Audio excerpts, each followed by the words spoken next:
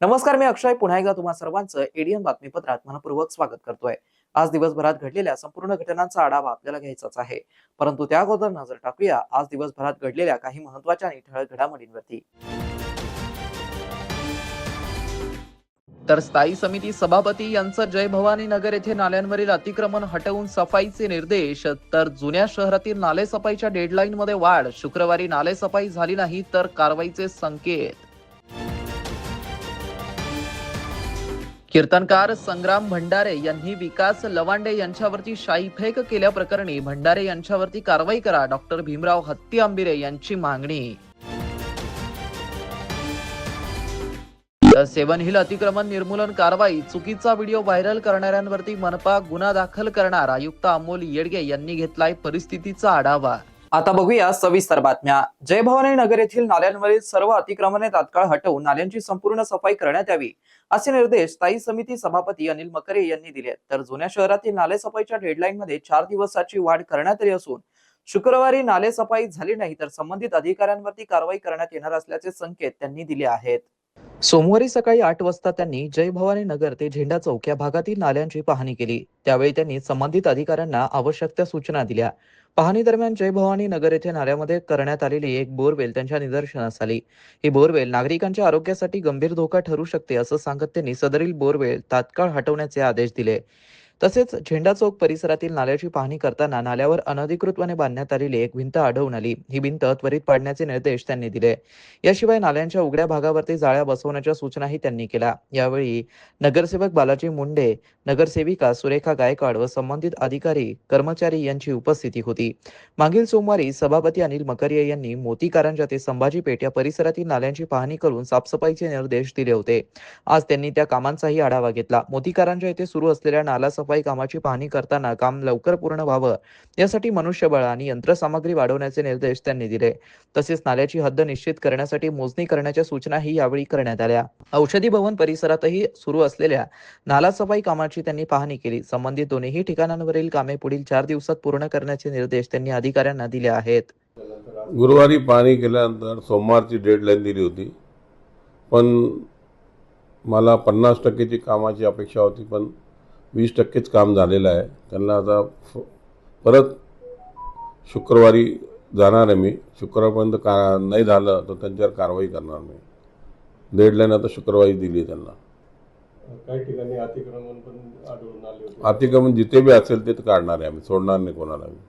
आज नव्याने जय भवानी नगर येथे तुम्ही पाहणी केली, काय निदर्शनास आले आणि काय प्रशासनाला काय आदेश? नाले साफसफाई नाही झालेले, नाले साफसफाईला आदेश दिले त्यांना आणि काही जागी जाली वगैरे जाळ्या टाकायचे ते टाकायचे सांगितले त्यांना। राष्ट्रवादी काँग्रेस शरदचंद्र पवार पक्षाचे प्रवक्ते विलास लवांडे यांच्यावरती कीर्तनकार संग्राम भंडारे यांनी आपल्या साथीदारांसह अंगावरती धावून जात शाईफेक केल्याप्रकरणी भंडारे यांच्यावरती कारवाई करण्यात यावी अशी मागणी राष्ट्रवादी काँग्रेस शरदचंद्र पवार गटाचे प्रवक्ते डॉक्टर भीमराव हत्तीआंबिरे यांनी एडीएन चॅनल सोबत बोलताना केली आहे। देशाचे नेते आदरणीय शरदचंद्रजी पवार साहेबांनी काही दिवसापूर्वी वारकरी संप्रदायामध्ये काही जातीवादी लोकांच्या घुसखोरी झालेली आहे अशाबद्दलचं स्टेटमेंट होतं आणि आमचे प्रवक्ते आदरणीय विकासजी लवांडे याबद्दल ते सविस्तरपणे भूमिका मांडत होते। त्यांची भूमिका रास्त होती आणि कोणाला त्याची भूमिका पटली नाही तर लोकशाही मार्गाने, सनदशीर मार्गाने त्याचं ते उत्तर द्यायला पाहिजे होतं। पण अशा पद्धतीचा भ्याड हल्ला करून विकास लवांडे घाबरतील असं त्यांना वाटत असेल तर विकास लवांडे हे पवारसाहेबाचे कट्टर अनुयायी आहेत आणि ते अशा कुठल्या पोकळ धमक्याला ते घाबरणार नाहीत। संग्राम भंडारे आणि ही जी पिलावळ आहे भाजप RSSनी पोसलेली, ती देशासाठी, राज्यासाठी घातक आहे. संत परंपरेमध्ये चर्चा करून मार्ग काढायची संधी असताना सुद्धा कायदा हातात घेणं हे निंदनीय आहे आणि विकास लवांडे यांच्यावर झालेला भ्याड हल्ल्याचा मी तीव्र निषेध करतो. प्रधानमंत्री धनधान्य कृषी योजनेअंतर्गत देशातील 100 आकांक्षित जिल्ह्यात राज्यातील 9 जिल्ह्यांचा समावेश असून त्यात छत्रपती संभाजीनगर जिल्हाही समाविष्ट आहे. या योजनेचा प्रभावी अंमलबजावणीसाठी सर्व संबंधित विभागांनी समन्वयाने काम करावं असे निर्देश जिल्हाधिकारी विनय गौडा GC यांनी दिले आहेत. प्रधानमंत्री धनधान्य कृषी योजनेच्या अंमलबजावणी संदर्भात शुक्रवारी जिल्हा कृती समितीची आढावा बैठक जिल्हाधिकारी कार्यालयामध्ये पार पडली. सहाय्यक जिल्हा जलसंधारण अधिकारी AB शेख, प्रभारी जिल्हा अधीक्षक कृषी अधिकारी आनंद गंजेवार, सहाय्यक आयुक्त पशुसंवर्धन डॉक्टर रमण इंगळे, जिल्हा उपायुक्त डॉक्टर NS कदम, कृषी विज्ञान केंद्र संचालक डॉक्टर दीप्ती पाटणगावकर, चंदहार ढोकणे, वरिष्ठ शास्त्रज्ञ KA सुकाने, विलास कोळेकर, तालुका उपनिबंधक प्रभारी सहाय्यक आयुक्त मत्स्य व्यवसाय उषा पवार, सहाय्यक आयुक्त कौशल्य विकास RN वाकुडे आदी उपस्थित होते. प्रधानमंत्री धनधान्य कृषी योजनेत छत्रपती संभाजीनगर जिल्ह्याचा समावेश असून त्यात कृषी उत्पादकता वाढवणं, वीज विविधीकरण, पीक घनतेत वाढ, नैसर्गिक व सेंद्रिय शेतीला चालना, पाणी व्यवस्थापन, पीक काढणी, शाश्वत पाश्चात्य साठवणूक आणि मूल्यवर्धन, दीर्घ व अल्प मुदतीच्या कर्जाची सुविधा अशा पद्धतीच्या उपाययोजनांद्वारे कृषी विकास योजना राबवण्यात येत आहे. या योजनेत कृषी व फलोत्पादन, कृषी संशोधन व शिक्षण, मत्स्य व्यवसाय, पशुसंवर्धन व दुग्ध व्यवसाय, सहकार विभाग, जलसंपदा उद्योग, ग्रामविकास, भूजल संचालनालय, कौशल्य विकास व उद्योजकता विकास विभाग, सामाजिक न्याय व आदिवासी विकास विभाग अशा 11 विभागांच्या योजनांचा अभिसरणातून जिल्हाकृती आराखडा तयार करून योजना राबवण्यात येत आहे. संबंधित विभागांनी आपल्या विभागामार्फत राबवायच्या उपाययोजना, अंमलबजावणीचे टप्पे, यातून साध्य करावयाची उद्दिष्टे या बाबींचा वस्तुनिष्ठ अंतर्भाव करावा. कौशल्य प्रशिक्षण आणि कृषीपूरक उद्योग यांची सांगड, अन्न प्रक्रिया उत्पादने याबाबतचं मूल्यवर्धित साखळी तयार करण्यासाठी शेतकरी प्रशिक्षण इत्यादी निकषांवरती अधिक कार्य करावं. जिल्ह्यातील कृषी क्षेत्राचा विकास होऊन जमिनीची उत्पादकता ते नैसर्गिक शेतीला चालना अशा विविध घटकांचा विकास याद्वारे करता येणार आहे. शेतकरी व कृषी आधारित व्यवसायांचा विकास होण्यासाठी या योजनेचा प्रभावी अंमलबजावणीसाठी सर्व संबंधित विभागांनी समन्वय राखून उपाययोजना राबवाव्यात असे निर्देश जिल्हाधिकारी गौडा यांनी दिले आहेत.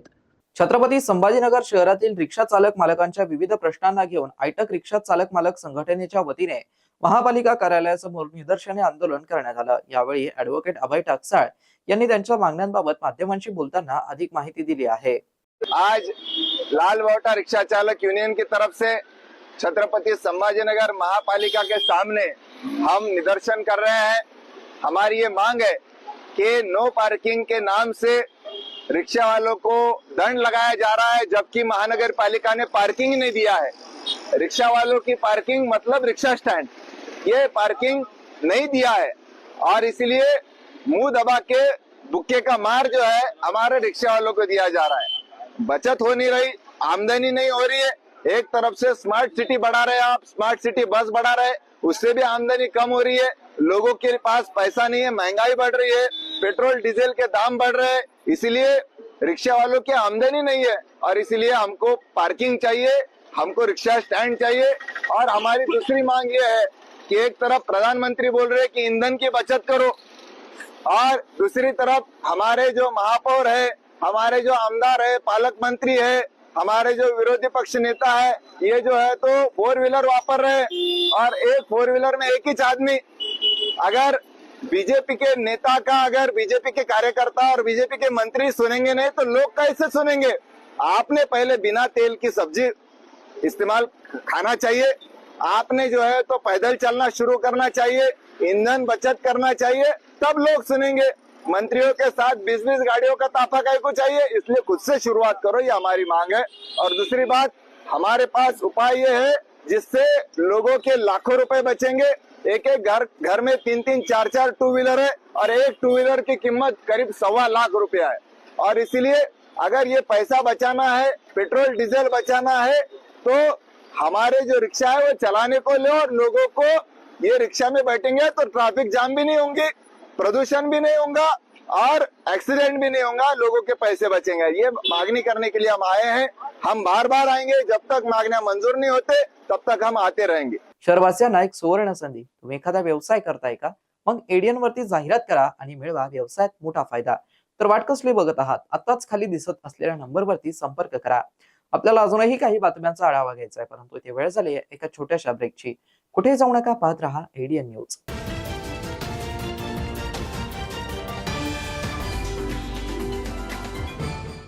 जिंकलो काय 500. लाईव्ह स्कीम अपडेट आहे केवळ 2500. तुम्ही सगळ्या मित्रांना हरवू शकता नेहमी. दाखव जरा. हे तर पक्के फ्रॉड आहे. हा गेम याचे सगळे मित्र खेळतात. 143K डाउनलोड आहे. हा कुठे फेमस आहे? भाऊ मला घेऊन द्या ना. अशा गेम पासून दूर राहा. ही एक नशा आहे. आज 2500ची आहे, उद्या 25,000ची लागेल. असेच तर फ्रॉडच्या जाळ्यात फसवतात. पण खरा गेम काही वेगळाच आहे. पैसे पण घेतील आणि कदाचित तुमच्या फोनचा एक्सेस पण. आणि मग तुम्हाला ब्लॅकमेल करतील. स्कॅमरच्या जुन्या पुराण्या पद्धतीमध्ये अडकून करू नका कोणतेही transaction. India stop, think and then take action. नमस्कार, मी अमोल येडगे, आयुक्त छत्रपती संभाजीनगर महानगरपालिका. पूर्ण देशभरामध्ये 2026-2027 या वर्षामध्ये आपली 16वी जनगणना केली जाणार आहे. या जनगणनेचं वैशिष्ट्य म्हणजे ही पूर्णपणे डिजिटल जनगणना राहणार आहे. 16 मे ते 14 जून या कालावधीमध्ये आपण आपल्या छत्रपती संभाजीनगर महापालिकेचे जे एकूण 2058 हाऊस लिस्टिंग ब्लॉक म्हणजे घरगणना यादी गट केलेले आहेत. या ठिकाणी 2058 प्रगणक आणि 343 पर्यवेक्षक घरोघरी जाऊन घरगणनेचं काम सुरू करणार आहेत. आणि त्याच्यापूर्वी 1 मे ते 15 मे या कालावधीमध्ये आपल्याला आपली स्वगणना सेल्फ इन्युमरेशन आपलं करता येणार आहे. माझं सर्व छत्रपती संभाजीनगर रहिवाशांना नम्र आव्हान आहे की या स्वगणनेमध्ये आपण सहभागी व्हावं. स्वगणनेमध्ये सहभागी होण्यासाठी एकदम सिंपल प्रोसिजर आहे. sc.census.gov.in या वेबसाईटवरती जाऊन आपला मोबाईल नंबर आणि आपल्या कुटुंब प्रमुखाचं नाव टाकून जे 33 प्रश्न विचारले जाणार आहेत त्याची माहिती आपल्याला द्यायची आहे. फक्त 15 मिनिटाचाच कालावधी याच्यामध्ये लागेल. तर माझं सर्व संभाजीनगरवासियांना परत एकदा नम्र आव्हान आहे की 1 मे ते 15 मे या कालावधीत जास्तीत जास्त नगरवासियांनी स्वगणनेमध्ये सहभागी होऊन देशामध्ये आपल्या शहराचा उच्चांक निर्माण करूया. आणि त्यानंतर 16 मे ते 14 जून या कालावधीमध्ये जेव्हा प्रगणक आपल्या घरी येतील तेव्हा हा स्वगणनेचा जो आयडी आहे तो आपण त्यांना दाखवून यामध्ये आपण त्यांना सहकार्य करावे. धन्यवाद. वालेकुम, जय भीम, नमस्कार. मैं तमाम शहरवासियों को ये गुजारिश करने के लिए आया हूँ कि आने वाली 1 मई से लेकर 15 मई तक स्वगणना जो है तो जिसकी शुरुआत होने वाली है वो जनगणना का ही हिस्सा है. स्वगणना का मतलब ये है कि डिजिटली आप आपकी जो है तो पूरी फैमिली का आपके मोबाइल नंबर के जरिए जो है तो रजिस्ट्रेशन करवा के ले सकते हैं. उसके अंदर 33 अलग अलग पॉइंट्स हैं, उनको फिल करके आप आपकी जनगणना कंप्लीट कर सकते हैं. और जब आपकी जनगणना कंप्लीट वो आपकी फिलिंग कंप्लीट हो जाए तो आप जो है तो उसका स्क्रीनशॉट लेकर रख लीजिएगा, उसको सेव करके रख लीजिएगा. और वहीं पर जब 16 मई से लेकर 14 जून के दरमियान में म्युनिसिपल कॉर्पोरेशन के अधिकारी आपके पास आपकी जनगणना के लिए आपके डोर स्टेप तक आएंगे तो उनको आपको वो स्क्रीनशॉट दिखा देना है. और उस स्क्रीनशॉट दिखाकर जो है तो आप आपकी जनगणना कंप्लीट कर सकते हैं. मैं तमाम शहरियों से अपील कर रहा हूँ कि इस जनगणना के अंदर बढ़ चढ़कर हिस्सा दीजिएगा और हमारे देश का गौरव बढ़ाइएगा. आपका जो है तो आइडेंटिटी जो है तो उसको फुलफिल करिएगा. जनगणना की जो पोर्टल के ऊपर जो आने वाला है वो se.census.government.in ये वेबसाइट के ऊपर जाकर 1 मई से 15 मई के बीच में आप आपका स्वगणना कर सकते हैं. Thank you very much. जज़ाकल्लाह. गोविंद परशुराम केंद्रे, सभागृह नेता, छत्रपती संभाजीनगर महानगरपालिका. 1 मे ते 15 मेच्या दरम्यान आपल्या देशामध्ये स्वजनगणना चालू आहे. ही डिजिटली करता येते. आपण स्वतः आपली जनगणना आपल्या डिजिटली करून आपल्याकडे आलेल्या सरकारी प्रगणकाच्या माध्यमातून ती त्यांना आपल्याला वेळेवर सुपूर्द करता येते, त्यांच्याकडे देता येते. आणि ज्या माध्यमातून आपण जनगणना केल्याच्या नंतर आपला सर्वांगीण विकास करण्यासाठी आपल्याला ती जनगणना अतिशय महत्त्वाची असते. म्हणून आपण सर्वांना विनंती करतो की आपण जनगणनेच्या या राष्ट्रीय कामामध्ये आमच्या येणाऱ्या प्रगणकाला आपण मदत करावी एवढी या ठिकाणी आपल्याला विनंती करतो आणि थांबतो. धन्यवाद. नमस्कार, मी अनिल श्रीकिशन मकरिये, स्थायी समिती सभापती छत्रपती संभाजीनगर महानगरपालिका याद्वारे शहरात सर्व नागरिकांना विनंती करतो की केंद्र शासनाने दिनांक 1 मे ते 15 मे दरम्यान जनगणना मोहीम छत्रपती संभाजीनगर शहरात राबविण्यात येणार आहे. नागरिकांना सदर मोहीम सहभाग व्हावेत. हे धन्यवाद. आपली भारताची जनगणना सुरू झालेली आहे. माननीय पंतप्रधान श्री नरेंद्रजी मोदी यांनी या देशामध्ये सर्वप्रथम डिजिटल स्वगणना सुरू केलेली आहे. ती स्वगणना दिनांक 1 मे ते 15 मे पर्यंत आपल्याला ऑनलाईन पद्धतीनं करता येते. ही स्वगणना केल्यानंतर आपल्याला एक ECID सुद्धा मिळतो. ह्याचा उपयोग काय की जेव्हा नंतर 16 मे ते 14 जूनच्या दरम्यान प्रगणक जेव्हा आपल्या घरी येतील आणि त्यावेळेस माहिती विचारायला येतील, त्यावेळेस जर तुम्ही हा ECID दिला तर तुमचा ECID त्या प्रगणकांना दिल्यानंतर ते इतर कोणती माहिती तुम्हाला विचारणार नाही आणि त्यामुळं नागरिकांचा सुद्धा वेळ वाचेल आणि जनगणना जलद गतीनं होईल. माननीय पंतप्रधान श्री नरेंद्रजी मोदी यांनी डिजिटल जनगणना चालू केल्यामुळं ती अतिशय वेगाने ह्या देशामध्ये जनगणना होईल आणि हा पहिल्यांदाच या देशामध्ये डिजिटल जनगणना सुरू झालेली आहे. ही स्वगणना 1 मे ते 15 मेच्या दरम्यान सर्वांनी ऑनलाईन पद्धतीने करावी. त्याचा ECID आपल्याजवळ ठेवावा आणि आता आपल्याला एक आव्हान करतो की जनगणना हे राष्ट्रीय कार्य आहे आणि राष्ट्रीय कार्यामध्ये सहभाग नोंदवणे हे आपलं राष्ट्रीय कर्तव्य आहे.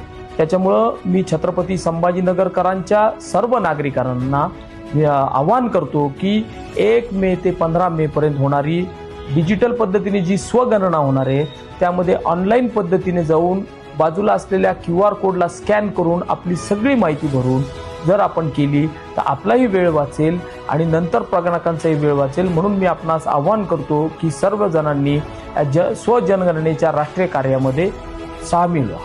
धन्यवाद. नमस्कार, मी राजेंद्र जंजाळ, उपमहापौर छत्रपती संभाजीनगर महानगरपालिका. आपल्या सगळ्यांना ठाऊकच आहे की आपल्याकडे आता जनगणनेला सुरुवात झालेली आहे. जनगणना ही देशाच्या विकासासाठी अतिशय महत्त्वाचा असलेला एक कार्यक्रम आहे आणि या कार्यक्रमामध्ये खऱ्या अर्थानं डिजिटल पद्धतीने स्वगणना करण्याचा सुद्धा एक पर्याय दिलेला आहे. आपण आपल्या मोबाईलवर दिलेली लिंक ओपन करून आपली पूर्ण माहिती भरावी. एक OTP येईल, तो OTP त्याच्यामध्ये टाकला पाहिजे आणि ती पूर्ण माहिती भरल्यानंतर आपल्या व आपल्या कुटुंबियाचे पूर्ण नाव पत्ता टाकल्यानंतर एक OTP जो येणार आहे तो आपण आपल्याकडे येणाऱ्या जनगणना कर्मचाऱ्याला दाखवायचा आहे. निश्चित याच्यामुळं आपलाही आपल्या कुटुंबाचा वेळ वाचेल, शासकीय कर्मचाऱ्याचा वेळ वाचेल आणि ही जनगणना पूर्ण होण्यास मदत होणार आहे. मी छत्रपती संभाजीनगरच्या सर्व नागरिकांना, रहिवाशांना विनंती करतो की आपणही डिजिटल पद्धतीद्वारे स्वगणना करावी आणि प्रशासनाला सहकार्य करावे. डिजिटल पद्धतीने स्वगणना करण्यासाठीची मुदत 1 मे ते 15 मे आहे. मी आणि माझे कुटुंब, माझे मित्र हे सगळेजण स्वगणना करणारे. आपणही या ठिकाणी स्वगणना करावी आणि निश्चित आपल्याकडे येणाऱ्या जे काही शासकीय कर्मचारी असतील त्यांना सहकार्य करावे. कारण हे काम देशासाठी, आपल्यासाठी, स्वतःसाठी, आपल्या कुटुंबासाठी अतिशय महत्त्वाचं आहे आणि त्यासाठी आपण सगळ्यांनी सहकार्य केलं पाहिजे. धन्यवाद. 10,000च्या फ्री व्हाउचरसाठी क्लिक करू. फसलात मॅडम, फसलात. तुम्ही कोण? फ्री कुपन देणारा स्कॅमर. इथे आपण आपल्या सुंदर हाताने लिंकवर टॅप केलं आणि तिथेच मी तुमचा पूर्ण मोबाईल हॅक केला. हॅक? पासवर्ड हॅक, फोटोज मोब, OTP चोरी, AI यूज करून त्यावाल्या साइट्सवर अपलोडिंग. हे सगळं? ओहो, कोणी दुसऱ्यांनी पॉपअप दाबले. मी चाललो. मॅडम, स्कॅमर सांगून नाहीयेत, पण अननोन लिंकवर क्लिक केल्याने आपल्याला सायबर बुलिंग आणि सेक्स टॉर्शनचे शिकार बनवले जाते. सायबर क्राईम पासून वाचायचे आहे तर थांबा, विचार करा आणि ऍक्शन घ्या. अनेकांच्या मनात स्वप्न असते की देशाची सेवा करायची, परंतु काही लोकच योग्य प्रशिक्षण घेऊन ते वास्तवात पूर्ण करतात. वास्तविक सैनिक बनणे सोपं काम नाही, कारण प्रशिक्षणाच्या मैदानापासून ते युद्धाच्या रणांगणापर्यंत प्रत्येक क्षण संघर्षमय असतो.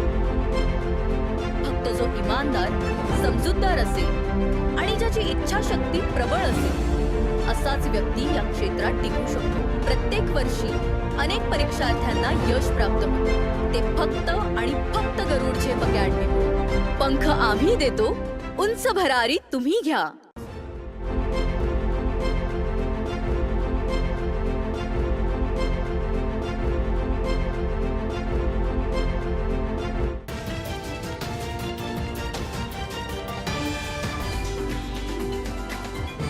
नमस्कार. ब्रेक नंतर पुन्हा एकदा स्वागत. आपण बघत आहात एडियन बातमीपत्र. मनपा अतिक्रमण कारवाईची बदनामी करण्याच्या उद्देशाने एका दिव्यांग महिलेचा फुटलेला माठ उचलतानाचा सोशल मीडियावरती एक चुकीचा व्हिडिओ व्हायरल करण्यात आला. महापालिकेने तिच्यावरती अन्याय केल्याचा चुकीचा संदेश प्रसारित करण्यात आला. त्यानंतर आयुक्त अमोल येडगे यांनी अतिक्रमण विभागाचे संनियंत्रण अधिकारी संतोष वाहुळे यांनी प्रत्यक्ष परिस्थितीचा आढावा घेतला असता संबंधित दिव्यांग महिलेचा माठ विक्री व्यवसायाशी कोणताही संबंध नसल्याचं स्पष्ट झालं. तिचा संबंध नसतानाही तिचा वापर करून दिशाभूल करणारा व्हिडिओ प्रसारित करणारा असणारा या संबंधितांवरती गुन्हा दाखल करण्यात येणार आहे. मागील आठवड्यात छत्रपती संभाजीनगर महापालिकेच्या अतिक्रमण निर्मूलन विभागामार्फत 7 हिल ते शानोरमिया दर्गा चौक परिसरात मोठ्या प्रमाणावरती अतिक्रमण हटवण्याची कारवाई करण्यात आली होती. या कारवाई दरम्यान 7 हिल परिसरातील फ्रान्सिसिलियन शाळा तसेच शासकीय कार्यालयासमोरील फुटपाथावरती माठ विक्रेत्यांनी केलेलं अतिक्रमण हटवण्यात आलं. या अतिक्रमणामुळे पदचाऱ्यांना तसेच वाहतुकीला मोठ्या प्रमाणावरती अडथळा निर्माण होत होता. मात्र या कारवाईची बदनामी करण्याच्या उद्देशाने सोशल मीडियावरती एक चुकीचा व्हिडिओ व्हायरल करण्यात आला. सदर व्हिडिओमध्ये एका दिव्यांग महिलेला फुटलेले माठ उचलताना दाखवून तिचा उदरनिर्वाह माठ विक्रीवर अवलंबून होता आणि महापालिकेने तिच्यावरती अन्याय केल्याचा चुकीचा संदेश प्रसारित करण्यात आला होता. छत्रपती संभाजीनगर महापालिका आयुक्त अमोल येडगे यांनी अतिक्रमण विभागाचे नियंत्रण अधिकारी संतोष वाहुळे यांनी प्रत्यक्ष परिस्थितीचा आढावा घेतला. यावेळी संबंधित दिव्यांग महिलेशी संवाद साधण्यात आला. तिचा माठ विक्री व्यवसायाशी कोणताही संबंध नसल्याचं स्पष्ट झालंय. तिचा संबंध नसतानाही तिचा वापर करून दिशाभूल करणारा व्हिडिओ प्रसारित करण्यात आल्याचं समोर आलंय. दिव्यांग महिलेच्या बहीण व आई यांनी या चुकीचा व्हायरल व्हिडिओबाबत संताप देखील व्यक्त केलाय. सदरहू दिव्यांग महिला गजानन महाराज मंदिर परिसरात भिक्षा मागून उदरनिर्वाह करते. या प्रकरणाची गंभीर दखल घेत संबंधितांवरती गुन्हा दाखल करण्याची प्रक्रिया महापालिकेकडून सुरू करण्यात येणार आहे. तर सदरहू दिव्यांग महिला गजानन महाराज मंदिर परिसरात भिक्षा मागून उदरनिर्वाह करते याची नोंद घेऊन आयुक्त अमोल येडगे यांनी महापालिकेतर्फे दिव्यांग नागरिकांसाठी देण्यात येणाऱ्या उदरनिर्वाह भत्ता योजनेत तिचं नाव समाविष्ट करण्याचे निर्देश दिले आहे. त्यामुळे संबंधित महिलेला दरमहा सुमारे 3,500 रुपयांचा भत्ता मिळणार असून तिला रस्त्यावरती भीक मागण्याची गरज भासणार नाहीये.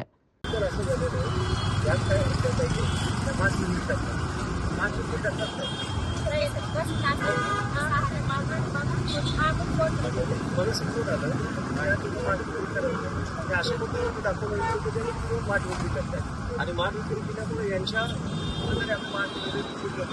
असं काही आहे का ताई? तुम्ही त्यांच्या बहिणी आहेत.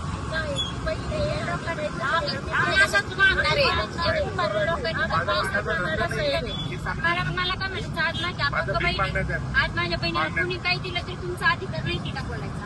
हा तुम्ही कसं काय तिला मटक्याच्या दुकानावर बसून बिचारी अपंग आहे, तिला बोलता येत नाही, चालता येत नाही आणि ती भांडत त्याचा आमच्या सोबत का बाबा म्हणजे तिला लोक कधी खाऊन येते तिथे बिचारीचं नाही तर हे जे घडलं ना त्यांच्या बाबतीमध्ये त्यांनी तिथं मटक्यावाल्यांपाशी घेऊन गेले, त्यांना बसवलं जातं आणि त्यांच्या चुकीच्या पद्धतीने. मला हे म्हणायचं की मी याच्यासाठी इथं आलेलो आहे की ह्या टाईम या दिव्यांग भगिनी आहेत यांना आम्ही उदरनिर्वाह भत्ता महानगरपालिकेच्या वतीने दरमहा 3,500 रुपये त्यांना मंजूर करणार आहोत. त्यांना इथं भिक्षा मागण्याची वेळ आली नाही पाहिजे हा आमचा उद्देश आहे. आलेलो आहोत आणि जे मडके जे फुटपाथवर ठेवले जातात, शासकीय जागांवर ठेवले जातात, तिथल्या स्थानिकांच्या तक्रारी होत्या. त्या संदर्भात महानगरपालिकेने अतिक्रमण निष्कासन मोहिमेअंतर्गत जे काही शासकीय जागेवरती जे मडके आणि बाकीच्या गोष्टी होत्या त्या आम्ही निष्कासित केलेल्या आहेत. कारण त्यामुळे इतर सर्वसामान्य लोकांना इथल्या पादचाऱ्यांना त्याचा त्रास होत होता. तर या ठिकाणी आम्ही आल्यानंतर आम्हाला लक्षात आलं की ही जी दिव्यांग भगिनी आहे त्याचा अशा पद्धतीने वापर केला गेलेला आहे आणि आपण पाहू शकता ती दिव्यांग भगिनी इथे भिक्षा मागून त्याचा उदरनिर्वाह चरितार्थ चालवते. असं असताना जाणून बुजून महानगरपालिकेच्या वतीने अशा दिव्यांग भगिनीवरती गुण जबरदस्ती किंवा त्यांचे व्यवसाय उद्ध्वस्त करण्याचा आरोप केला गेलेला आहे. तर माझी विनंती इथं एवढीच आहे की ही जी वस्तुस्थिती आहे ती इथले जे स्थानिक व्यापारी आहेत, जे स्थानिक लोक आहेत त्यांच्या माध्यमातून सर्वांसमोर यावी या उद्देशाने मी त्या झालेलो. दादा काय सांगितलं जी दिव्यांग मुलगी आहे तिचा मद्याचा त्याचा काही व्यवसाय नाही आहे. ते फक्त पत्रकारांनी व्हायरल केलेला व्हिडिओ होता, चुकीचा होता, कारण की त्यांचा भिक्षा मागून खाण्याचा व्यवसाय आहे मुलीचा. विद्यार्थिनींना उद्योग विश्वाशी थेट जोडून रोजगाराच्या उत्कृष्ट संधी उपलब्ध करून देण्याच्या उद्देशाने छत्रपती संभाजीनगर येथील सिडको N1 परिसरातील AEVPM वुमन्स कॉलेज आणि MIDC स्किल डेव्हलपमेंट सेंटर यांच्या संयुक्त विद्यमाने महिलांसाठी विशेष भव्य रोजगार मेळाव्याचं यशस्वी आयोजन करण्यात आलं होतं. या उपक्रमास विद्यार्थिनींचा उत्स्फूर्त प्रतिसाद लाभला आहे. या रोजगार मेळाव्यात Aurangabad auto auxiliary private limited तसेच पिलिक्स skill private limited, Bajaj auto limited, Bagla electronics and electrical limited तसेच एक्सेल प्लेसमेंट्स या नामांकित कंपनीचा समावेश होता. एकूण 179 विद्यार्थिनींनी सहभाग घेतला असून त्यापैकी तब्बल 60 विद्यार्थिनींची विविध नामांकित कंपन्यांमध्ये निवड करण्यात आली आहे. या उपक्रमाच्या यशस्वी आयोजनासाठी प्राचार्य डॉक्टर वर्षा गाईगोळे यांचे मार्गदर्शन लाभले. तसेच MIDC स्किल डेव्हलपमेंट सेंटरचे संचालक doctor GM Waghmare, placement manager doctor Yogesh Kabra, अधिष्ठाता डॉक्टर स्वाती नखाले, डॉक्टर राबिया शेख, प्राध्यापक अमरीन कादरी, प्राध्यापक सईदा समीना, प्राध्यापक रावी मोरे, प्राध्यापक मनीषा शिंदे तसेच सर्व शिक्षक व शिक्षकेतर कर्मचाऱ्यांनी विशेष परिश्रम घेतले. महिलांच्या सक्षमीकरणासाठी व विद्यार्थिनींना रोजगाराच्या संधी उपलब्ध करून देण्यासाठी महाविद्यालय भविष्यातही अशा रोजगाराभिमुख उपक्रमांचं आयोजन करत राहणार असल्याचं प्रशासनाने सांगितलं आहे.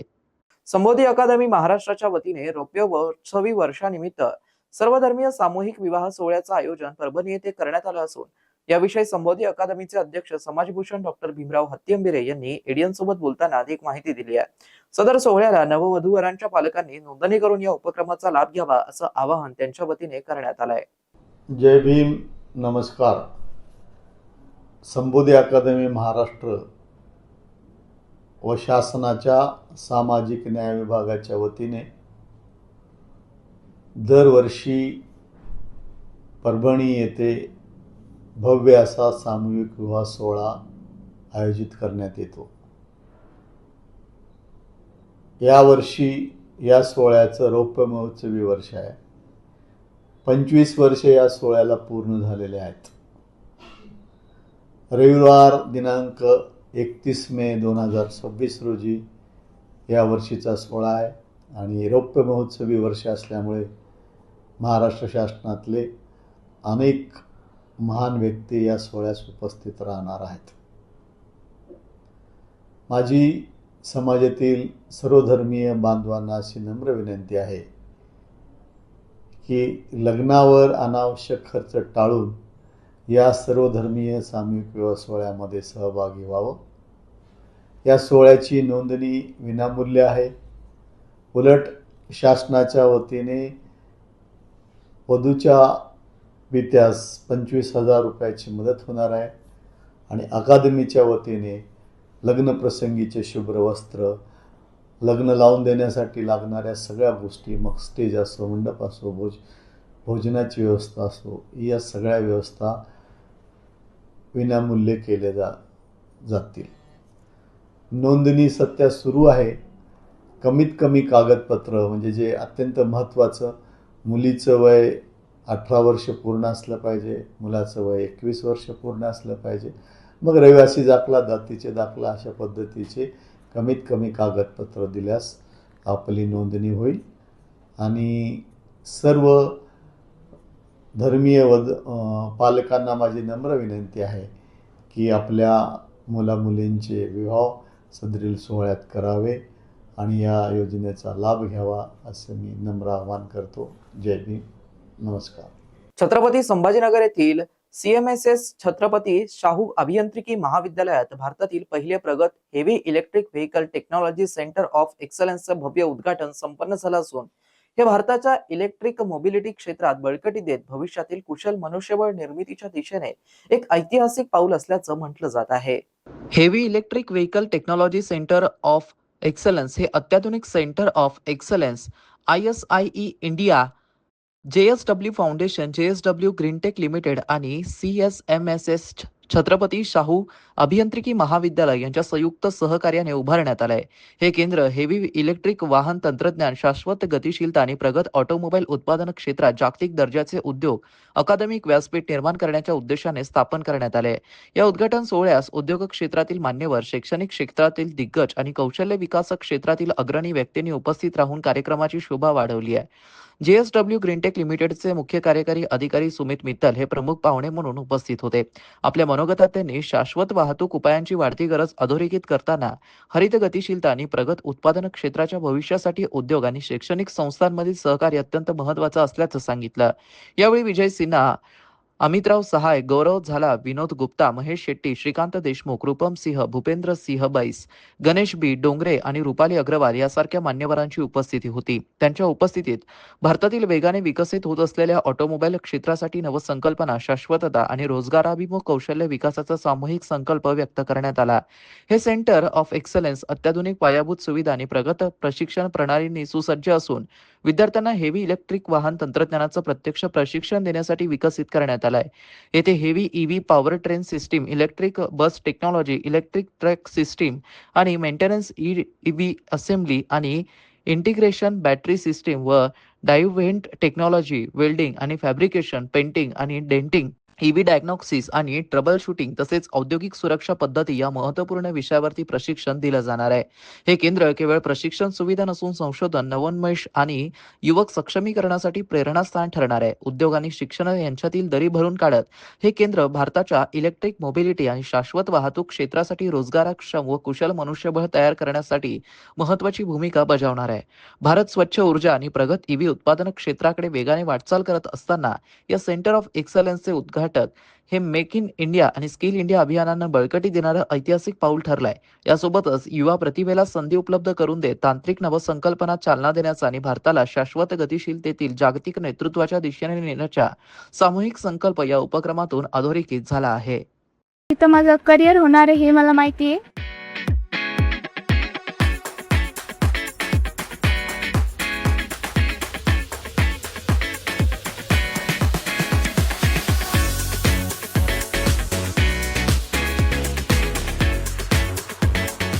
और हम संभाजी नगर अब हमारे लिए काफ़ी इम्पोर्टेंट शहर है हमारे लिए, तो हमने यहाँ पे काफ़ी बड़ा प्लान सेटअप कर रहे हैं और हम चाहते हैं कि आप लोग भी हमारे साथ मिलकर काम करें. जिंदल स्टील नाम की कंपनी ऐसे सुना है हमने. इंडिया में सबसे बड़ी स्टीम कंपनी JSW है. हमारे पहले बैच हो क्या और एक चीज में जो पहला चीज होता है लाइफ का वो हमेशा याद रखना है, हम कितना भी बड़ा हो जाए.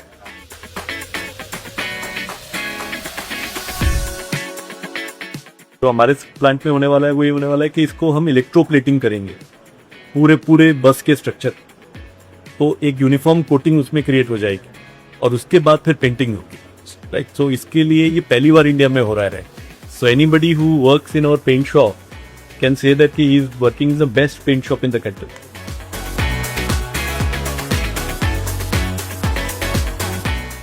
साथ में सीखेंगे, साथ में काम करेंगे और अच्छी गाड़ियां बनाएंगे देश को. श्रद्धा आणि अंधश्रद्धा, देव आणि नास्तिक यांच्यातील युद्धाने आजवर अनेक वळणे घेतली आहेत. मात्र जेव्हा एक सामान्य स्त्री थेट देवालाच परीक्षेला बसवते तेव्हा काय होतं?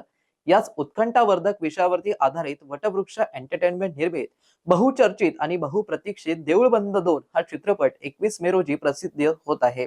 देऊळबंद 2 चे लेखक दिग्दर्शक प्रवीण तरडे हे त्यांच्या चमूसह शहरात आले असता त्यांनी माध्यमांशी संवाद साधलाय. देऊळबंद 2 आता परीक्षा देवाची सिनेमाच्या टायटल मध्ये बऱ्याच गोष्टी आलेल्या आहेत. पहिला देऊळबंद तुम्हाला आवडला असेल, मुळशी पॅटर्न तुम्हाला आवडला असेल तर हा चित्रपट खूप आवडणार, कारण मी बनवलेल्या आजवरच्या सिनेमातले 4 पावलं पुढे जाऊन आपण करतोय. एका महिला शेतकरी बाईनी अनंत कोटी ब्रह्मांड नायकाला परीक्षेला बसवलंय आणि तिचं म्हणणं असं आहे की या परीक्षेत तू उत्तीर्ण झाला तर तू खरा देव, मी तुझं अस्तित्व मान्य करेल. आणि एक नास्तिक बाई देवाला चॅलेंज करते. हो, देव पण हसत हसत ते स्वीकारतो चॅलेंज. त्याच्यावरती पुढचं बोलती, काय बोलती ती गोष्ट आणि कशी एक महिला शेतकरी नास्तिक आणि स्वतः परमेश्वर यांच्यातली जुगलबंदी आणि त्यातून दोघांनी मिळून काढलेल्या शेतकऱ्यांच्या प्रश्नावरची उत्तर ही चित्रपटात आहे. शेतकऱ्यांच्या आत्महत्या आणि देऊळबंद याबाबत तुम्ही आता बोलतो, नेमकं काय प्लॅनिंग आहे, पुढचं काय प्लॅनिंग? पुढचं काही नाही प्लॅनिंग. म्हणून तर या 21 मे ला चित्रपट रिलीज करतोय, कारण मे जून जुलै शेतकऱ्यांसाठी बिकट काळ असतो सगळा. मग अवकाळी पाऊस पडू शकतो, ओला दुष्काळ, सुका दुष्काळ, असं काही भाव पडलाय, दुबार पेरणी तिबार पेरणी, काही घडू शकतं ना शेतकऱ्याच्या आयुष्यात. ते हे दिवस म्हणून चित्रपट आता रिलीज. कारण माझी धारणा आहे की माझ्या या चित्रपटामुळे एक जरी आत्महत्या एवढी कमी झाली दरवेळच्या पेक्षा, तर मी परमेश्वराचे आभार मानेन. चित्रपटात मोहन जोशी आणि स्नेहल तरडे मुख्य भूमिकेत दिसणार असून महेश मांजरेकर, प्रसाद ओक, मंगेश देसाई, ओम भूतकर, संस्कृती बालगुडे, जगन्नाथ निवंगुणे, सुनील अभ्यंकर, अतुल कुडळे आणि प्रवीण तरडे महत्वपूर्ण भूमिकेत दिसणार आहेत. तर यात छत्रपती संभाजीनगर शहरातील दोघेही कलाकार झळकणार असून त्यांनी देखील माध्यमांशी संवाद साधलाय. खूप नवीन आहे, पहिल्यांदाच मी बघतोय खरं तर सर खूप थँक्यू, त्यांनी आमच्यावर इतका विश्वास ठेवला. कारण की नाटकातून आलेल्या मुलाला डायरेक्ट पिक्चरमध्ये घेणं म्हणजे त्यांना पण तेवढी म्हणजे त्यांनी आमच्यावर उपकार केल्यासारखंच आहे. आणि बाकी आम्हाला प्रवास करताना सरांनी सांगितलं, आम्ही तेवढंच केलं, आमचं काही जास्त डोकं वापरलं नाही. बाकी स्वामींनी आमच्याकडनं काम करून घेतलं एवढंच मी सांगतो. आणि बाकी वेळेवर येण्याचं वगैरे सांगायचं म्हटलं तर सरांचं धाक तर होताच, पण नाटकातून आलोय त्यामुळे आम्हाला आधीच ती सवय असते की वेळेत पोहोचायचं. सो शुभारंभाच्या प्रयोगालाच ते आले होते.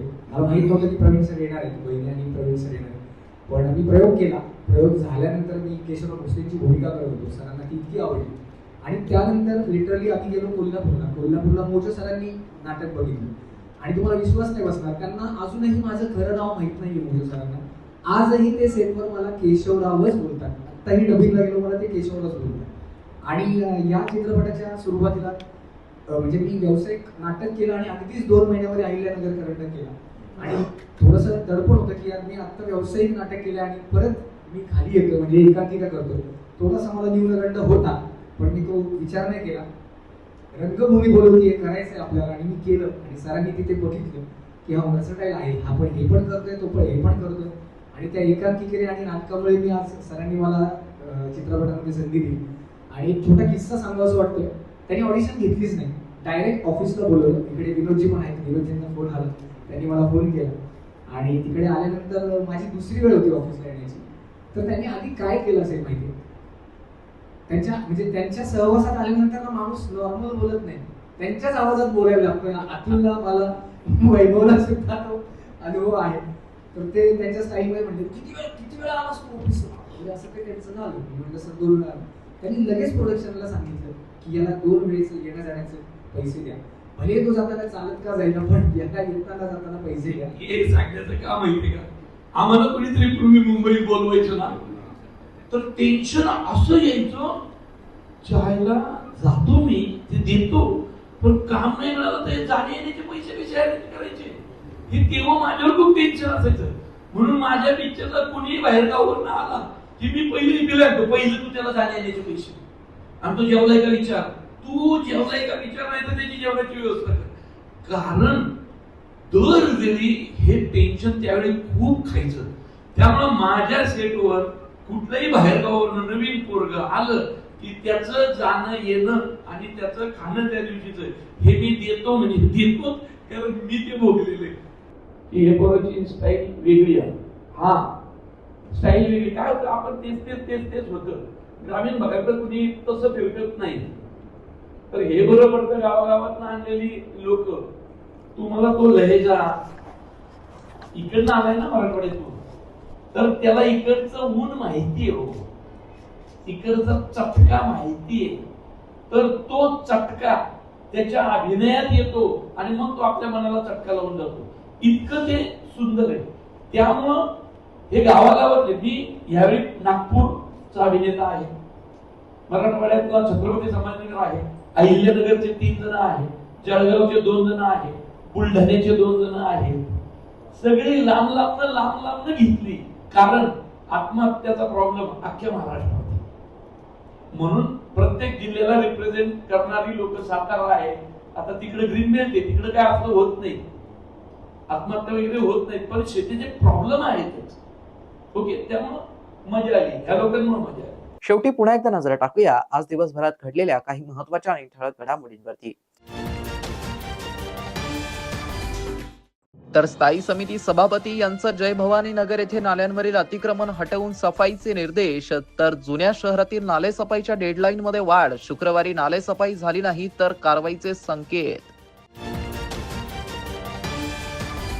कीर्तनकार संग्राम भंडारे यांनी विकास लवांडे यांच्यावरती शाईफेक केल्याप्रकरणी भंडारे यांच्यावरती कारवाई करा. डॉक्टर भीमराव हत्ती आंबिरे यांची मागणी. सेवन हिल अतिक्रमण निर्मूलन कारवाई. चुकीचा व्हिडिओ व्हायरल करणाऱ्यांवरती मनपा गुन्हा दाखल करणार. आयुक्त अमोल येडगे यांनी घेतलाय परिस्थितीचा आढावा. आणि याबरोबरच हे बातमीपत्र इथेच संपलं. पुन्हा भेटूया पुढील बातमीपत्रात. तोपर्यंत पाहत रहा आपल्या हक्काचं बातमीपत्र एडीएन न्यूज.